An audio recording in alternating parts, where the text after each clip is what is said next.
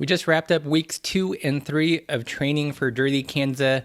How did we do? Well, if I were to summarize it in a phrase, it would probably be so hungry. We've been doing some work to become more fat adapted, which I'll get into a little bit later.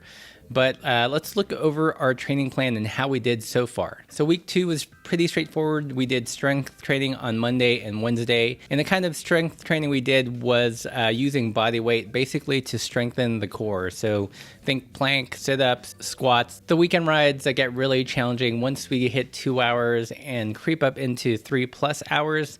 Sitting on the trainer just is painful. On week 2, on Saturday, we were able to sneak out for a 2-hour ride on the road, which was welcome change. But that next day we went out and the roads and the trail were super icy.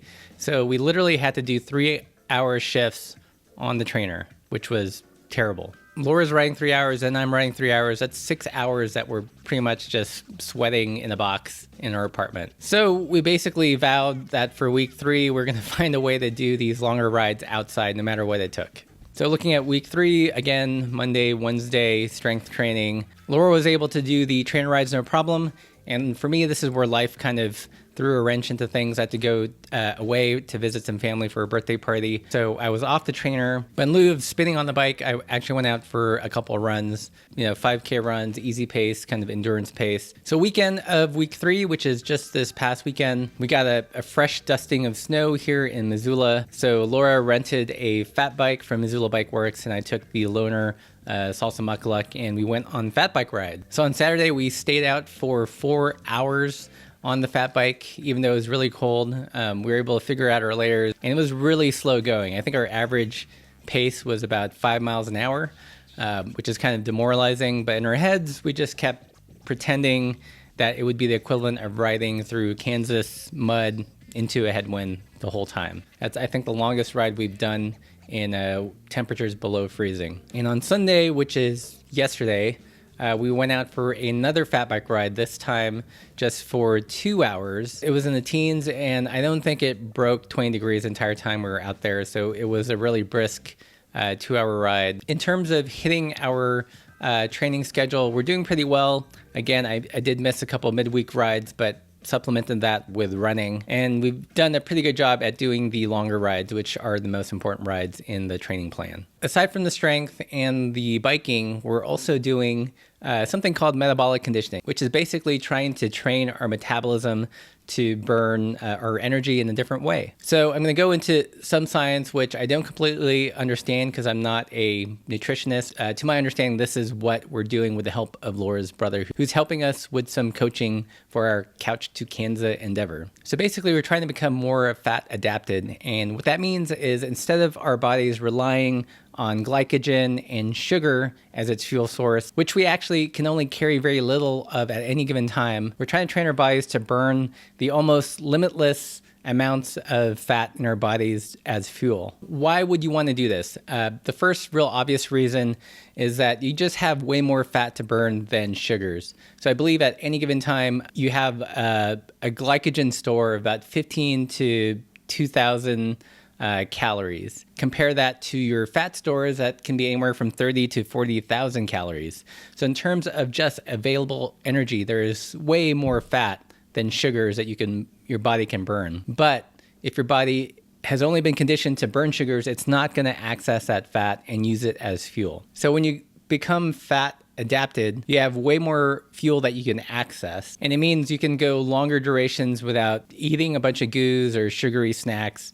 So it really helps prevent the bonk as well. You can do longer extended periods of exercise without getting all fuzzy brained. So you can see that for an event like Dirty Kanza, there's lots of advantages to becoming fat adapted. So the next question is, how do you do that? Again, I'm not a professional in this field, but from my understanding, there are a couple ways to do it. One is through diet manipulation. So basically cutting out as much sugar as you can, just so that your body gets on the program of burning fats instead of sugar for energy. So we're doing this by a modified version of the Whole30. We're not cutting out all the carbs. We're keeping in rice because I'm Asian, and we're keeping in bourbon because it's bourbon. So diet is one way to do it, but the other way, which has kind of more profound effects, I think, is through fasted exercise. So what this means is that in any efforts of 3 hours or less, at an endurance pace. So this is aerobic level. You're not like pinning it. We're basically just going to have water. That's it. No goos, no gels, no bars, no shot blocks. And the idea is that the body is going to start to look towards the fat to fuel these efforts rather than trying to burn quick sugars. And I'm going to tell you that this is actually pretty hard. 1 hour is doable, I think, for most. 2 hours is when, usually at that 2 hour mark, things start to get kind of fuzzy. We have made it to 3 hours in a fasted state, but it was not easy to do. So we've been on this kind of fat adaptation training plan since week 1, since the beginning. So we're into week 3, and we are already seeing some gains from the training and the body burning fat. I think the most noticeable difference is how long we can go without having to rely on a gel or a bar or anything. So basically, we're learning all these interesting things that our bodies are capable of. Prior to this training, and especially the fasted cycling, within half an hour, 40 minutes of a ride, we'd be throwing back gel shots. But now we can definitely go longer with less, which is really nice. And I think it's going to be a necessary kind of adaptation for something like Dirty Kanza. So that's basically it for this update. I don't want to bore you guys too much with the science, but if you're interested in what we're doing or have any other specific questions, leave those in the comments below. Try to answer that. And thanks for following our progress on Couch to Kanza. So until the next video, ride bikes, travel, do good.